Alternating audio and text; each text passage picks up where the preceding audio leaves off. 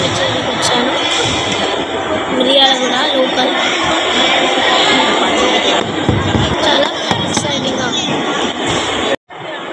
I came here to enjoy the tournament and came here. And my name is John, and I really want to win this tournament because I never won a tournament before.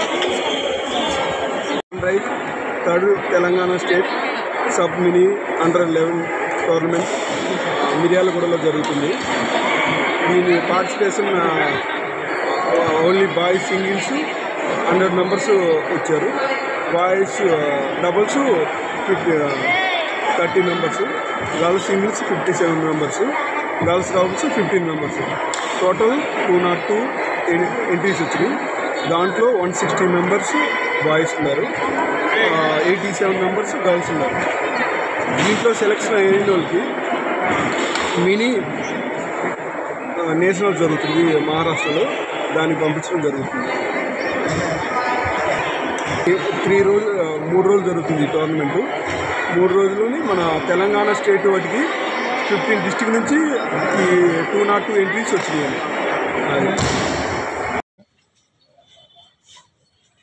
Third Telangana state under 11 బాలబాలికల badminton పోటీలు మిర్యాలగూడ పట్టణంలోని NSP camp office నందు గల indoor stadium నందు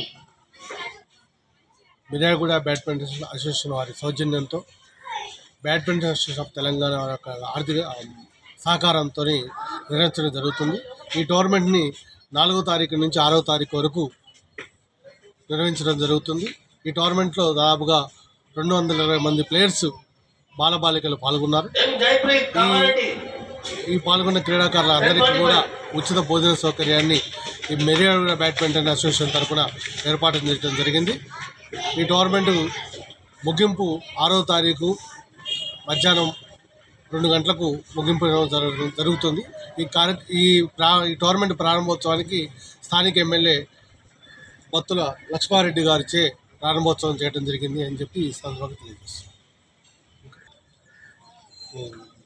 పోటీలకు వరుసగా ఈ పోటీల్లో విజయం సాధించిన విన్నర్స్ను, కొంతమంది రన్నర్స్ను కూడా జాతీయ స్థాయి పోటీలకు మహారాష్ట్ర రాష్ట్రానికి సంబంధించి థానేలో నిర్వహించబడే జాతీయ క్రీడలకు ఇక్కడి నుంచి పంపడం జరుగుతుందని చెప్పి ఈ సందర్భంగా తెలియజేస్తున్నాం.